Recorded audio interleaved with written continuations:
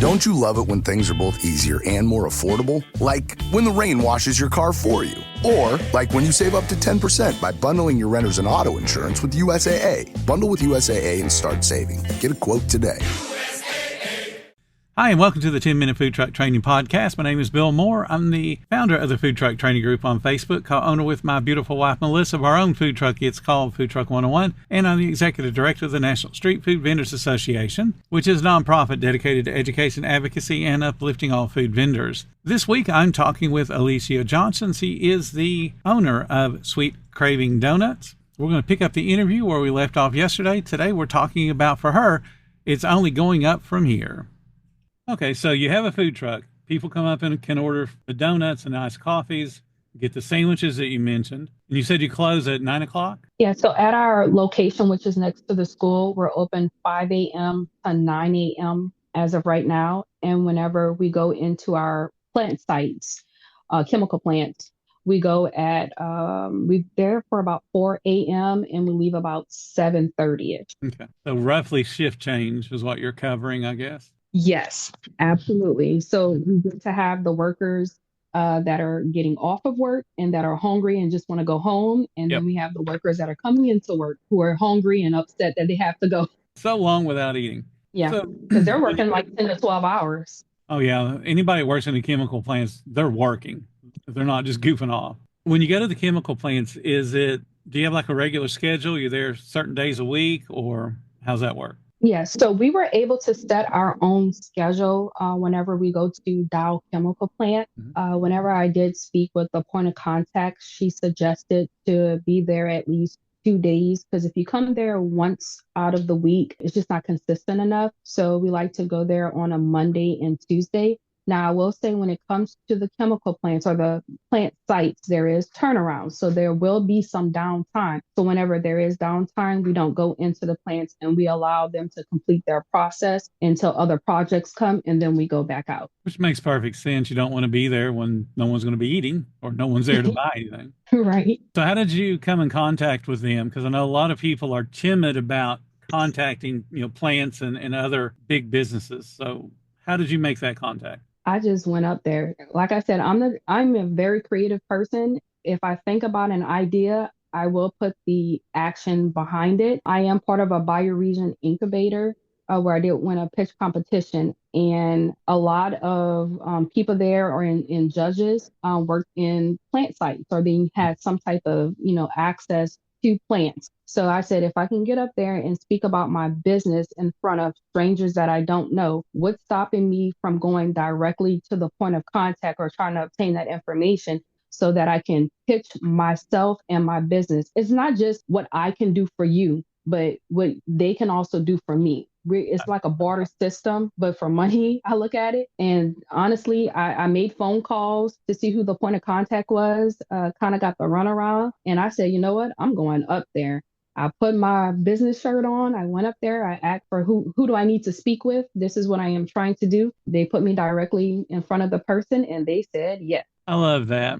I tell people exactly what you just said. When they say, well, I can't get anything, well, go up there and talk to them. What going up there in person does, as long as you don't act a fool while you're there, is it makes somebody sit up and take notice. Number one, you're serious. They know that you're just not, sending out 1,000 emails and hoping somebody responds. They know you're serious about being there, and it gives them a chance to really just assess you as a person. Would I want this person selling food on my property? Yeah. And then if you got the right attitude, which you certainly do, and you have that positive outlook on life, you're going to get a whole lot farther than if you come in with your head down and, like you said, you put on your work shirt. Yeah. I tell people you've got to dress up. You can't just wear, your favorite music band T-shirt there and expect someone to take you serious. So everything you said is what I tell people. So the people that don't listen to me, listen to Alycia. She's telling you exactly how to do it. All right, so let's get into the details of the vending machine. Everybody wants to know. At the point that you made that decision, and it's a sound decision, how can we get our food in front of people that I don't have to be there cooking? So let's start with, how did you even find machines that would do what you want it to do? Again, like I said earlier, research. Google is the best search engine. People think I'm joking or being sarcastic. I'm like, no, I really went to Google and typed it in. It brought up Facebook Marketplace. There's a group for government contracts Mhm. where there's auctions Yep. that you can bid on products that they no longer have for schools that have closed down and they're no longer need, the office supplies, vending machines, everything that they have. And Facebook Marketplace is where I end up getting my machine from. I do recommend you have to test the machine. Everything that you see on the internet, of course, they're going to put the best pictures on there, but please ask for videos. And whenever they responded saying, oh, yeah, I'll send you a video, I asked them to say my name in the video because you can ask somebody for a video and it could be a video from 2 years ago. You wouldn't know that. So I do ask specific questions. Can you say my name in the video or state the date to let me know you just recorded this? That way, I know it's something legitimate. And that's a good tip for anybody that's going to be buying anything on the internet. So you got your first vending machine then essentially at auction or on a marketplace. Did you have to put any work into it to make it function the way you wanted it to? No, everything was set up. I haven't had any issues. Let me knock on wood to ensure that nothing happens after we end the, the podcast. But Yeah, everything definitely. was set up. They had money in there, like the coins, because certain vending machines require you to have coins in there in order for it to operate. It already came with a card reader, but I did buy my own to exchange it out because it was for, like I said, a school. So you can't transfer over the reader without the Right. actual owner. But that was good that it already came with one. So I didn't have to hook up anything on the back with the motherboard. The compressor works fine. It gets very cold. It can go down to the temperature of 35 degrees because That's it is a great. combo machine. And the person that I purchased it from through the school, they guided me step by step through the process. So everything's been wonderful so far. I've been very lucky and fortunate and blessed to receive a machine that I searched for and it's doing everything that it needs to do as of right now. Now, you shared some pictures on our Facebook group, and the machine looks great. Did you have it wrapped? So let me tell you guys, like I said, I'm creative. I did not want to pay thousands of dollars. So what I did was took my printer from Walmart. I went on my phone, already designed my things because I have it on my truck with my drip icing, and I put it in the printer. I got sticker labels and printed it out. I cut it and pasted, not cut and paste, but cut and peeled and placed it on my vending machine. So I designed it myself. It looks great. I would have thought you paid somebody to wrap it. It looks really good. Look, instead of paying thousands of dollars, we did it for under $50. There you go. I'm a do-it-yourself kind of person too. Yours looks awesome. You do a great job. Now, I will say this, since we have it on Nicholls State University, their marketing team is actually going to wrap it for me. Okay. So I'm excited about that. Oh yeah, But it'll if you look want to great. do it yourself, you could. Yeah, and there's no reason why you couldn't continue because I'm sure you want to have it more places than just one, correct? Yeah, that is the goal. We've been contacted by other universities, some local businesses down here. I have some leads with the post offices, courthouses, incarcerated centers. They're looking to get on it. That means what we're doing now is looking into franchise. I still want to prove my concept first, but Right. that would be the next step. Oh yeah, that would be great. That is going to make you one busy person, but I think you want to be busy. Yes, it'll make me busy and it'll allow me to hire trustworthy employees so that it can take the stress load off of me because that's what I have learned in business. I can't do everything by myself. If I'm going to hire someone, delegate the task out Yep. because that's what my employee told me. She said, "Why are you paying me if you're going to do everything yourself?" And when she told me that, I stopped. I said, "Here you go. This Yep. is your job. You do that."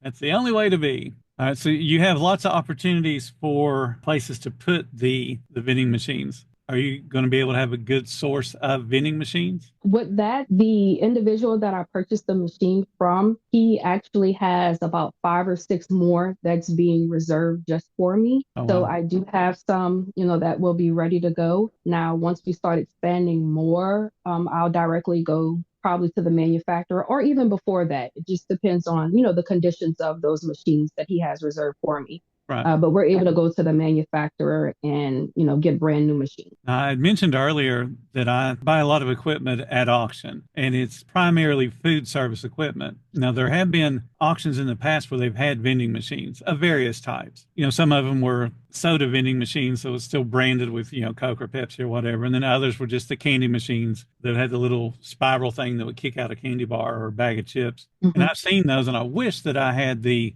initiative that you have and had bought a bunch of those and put our food in it and would have it set around the state. So you have created something that's making not only me, but a whole lot of other people think, how can I make this work? So let's talk about the shelf life. You have a vending machine. Obviously, it's got to be stocked. So if you stock it today, are you worried about stuff expiring before it sells out? Or do you have to go back and restock it because it's just so popular that there's no chance of it expiring? So I will say, as of right now, we've had it on the campus for almost a week. I've had to restock it every 2 days, which is great for me. I was just going to say, how many pieces would that be? It holds 320 pieces. 320. 320. And so that means you're doing roughly 160 a day-ish. Correct. Yeah. That's amazing. Thank you. Well, a little bit more than that because our coffee is priced. And then even though like our original donuts, they're $2 each, but our gourmet donuts are $3. And then our bottled coffee is $4. See, and that's amazing because obviously you got to make the product, and that's going to take a certain amount of time. But once it's made and you're making it in bulk, so you're able to make it much quicker than if you're doing it, little batches at a time. Just give me a rough estimate. In order for you to completely stock one unit with 320 pieces, how much your time is involved? I would say for just stocking it only, it's going to take me roughly about maybe 20, 25 minutes because it is a refrigerated vending machine. So that compressor is running, and the longer you have that door open, the temperature is rising. And I don't want, to affect whatever products may be in there. But it literally will take me about 25 minutes to just stock everything. To produce the 320 items that you would need, how long would that take? Just rough prep time. So I wake up about 1 a.m. and I have everything prepared for about 3 o'clock. So it'll take me about 2.5 hours. It's not bad at all. Not at all. So you're saying roughly 3 hours worth of your labor, and then the thing sells all day long while you can go home and take a nap. Yes. I love waking up in the morning and logging in, and I'm like, okay, that's the sales that we did. Awesome. It allows me for my target audience. With the food truck, we still, have students because we're located next to a school. But now my target audience is still students and faculty, but at a different age. So now I get to see what flavor coffee that they like, which is totally different from whatever we sell on the food truck. They like caramel macchiato, but at the school, they want white chocolate mocha. Yeah, it's amazing how palates changed, just in small pockets around the country. Yeah.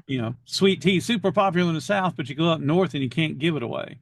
That is interesting. And it's good that you're noticing that and paying attention to it, because that'll give you the data you need as you move into other areas where you have no data to look at. At least you can say, okay, the age group's going to be this. I know they're going to want these items.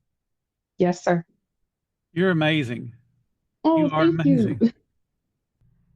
So tomorrow we'll be talking with Alycia Johnson for the last time. And tomorrow we're talking about how she believes if it's not right, she can fix it.